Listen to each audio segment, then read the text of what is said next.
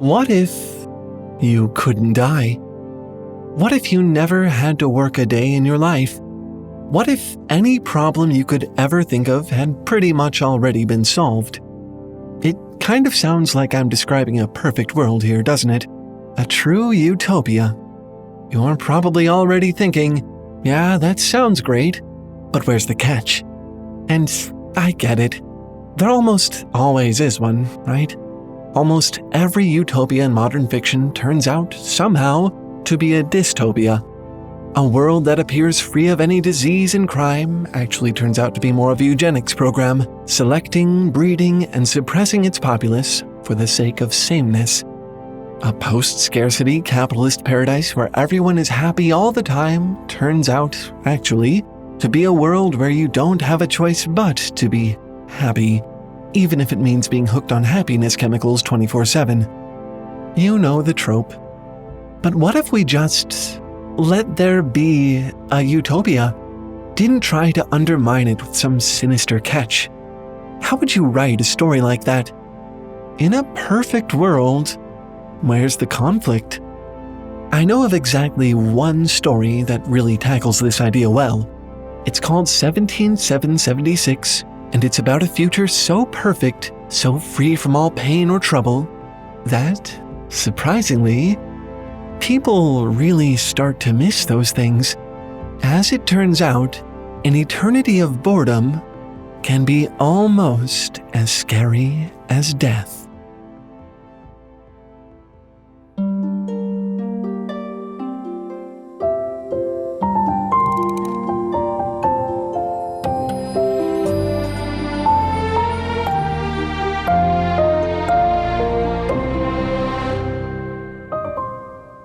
Are you enjoying the video so far?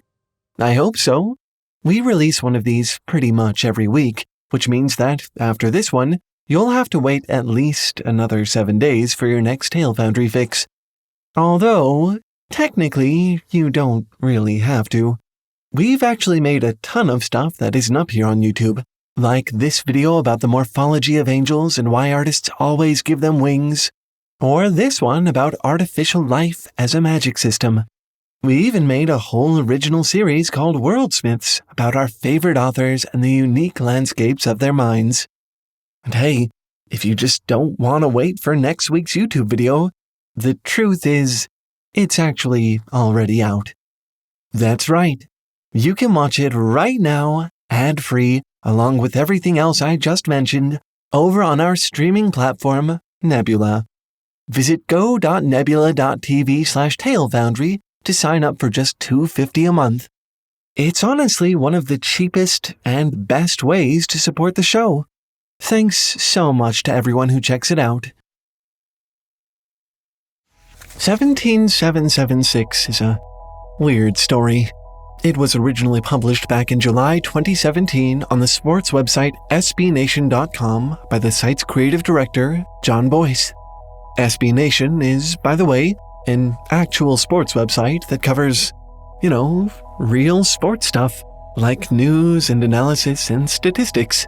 The last place you'd probably ever find me, and certainly the last place I would have expected to find what I would probably call the best science fiction work of the last decade, but that's exactly what this is. It's a hard story to describe simply. I'm not sure you can say that 17776 really has a main character per se, but one of the storytellers is the satellite Pioneer 9.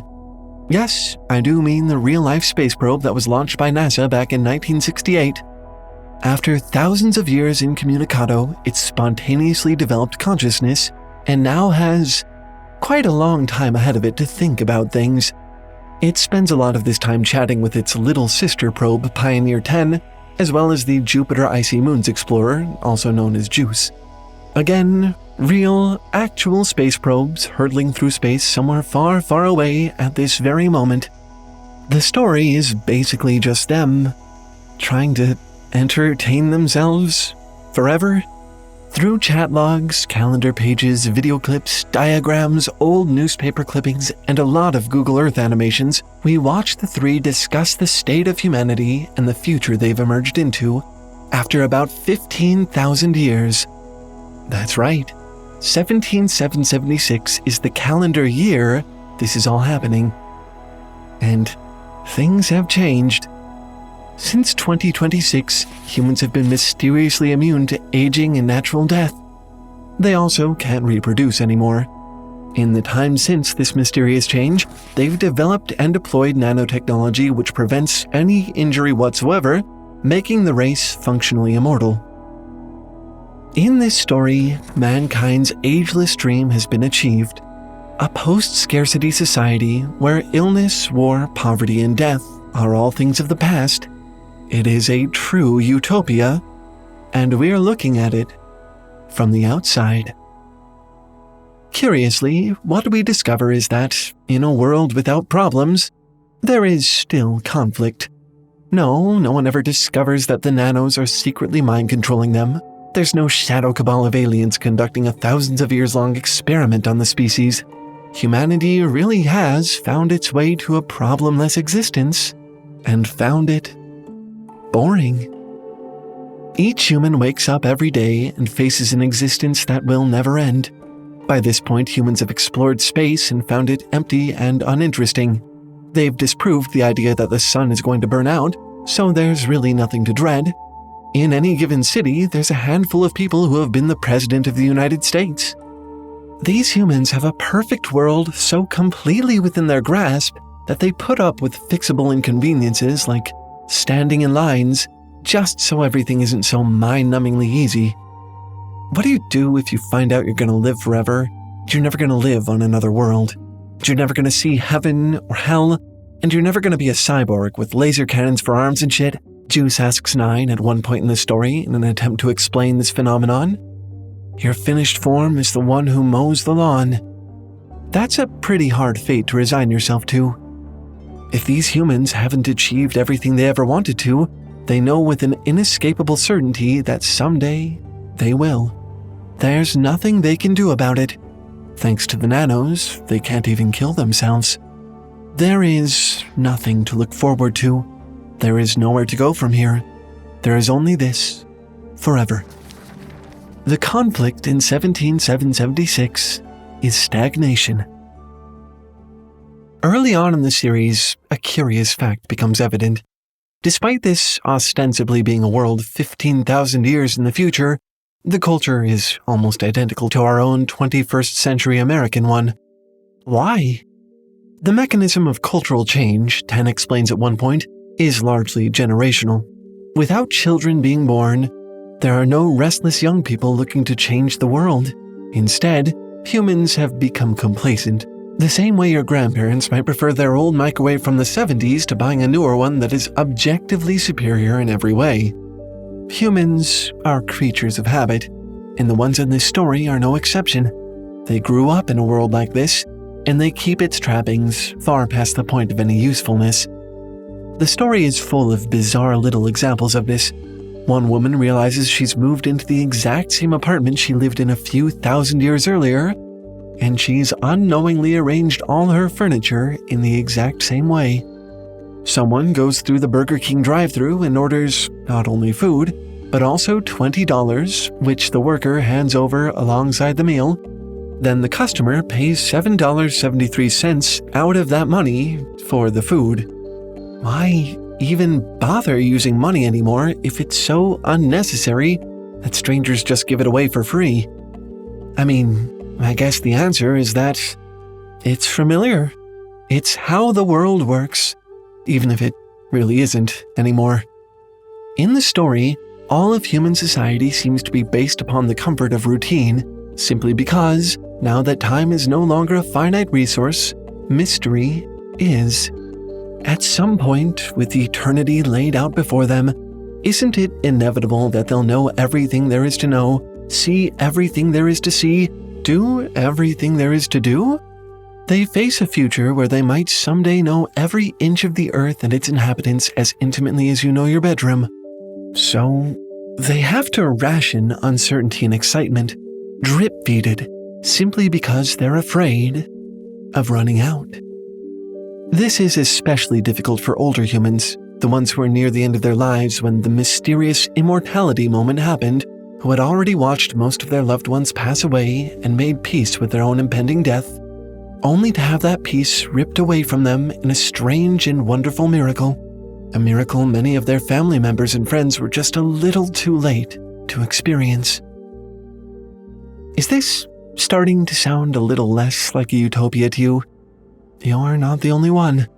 In the story, a Christian missionary notes that church attendance has declined significantly simply because so many people think they're already in heaven. And when you think about it, that's not an unreasonable theory, is it?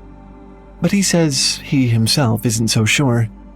I kind of look at the big long life ahead of me that stretches out forever and disappears, he says, and I get scared. I think, this can't be heaven if I'm scared, right? And then I think, maybe I am in heaven, and heaven is scary. So, faced with an endless life of ennui, what do you do? How do you cope with all of that forever in front of you? One way is by learning to live in the moment. You can't focus on the eternity stretching away in front of you. You just don't have the ability to handle all that.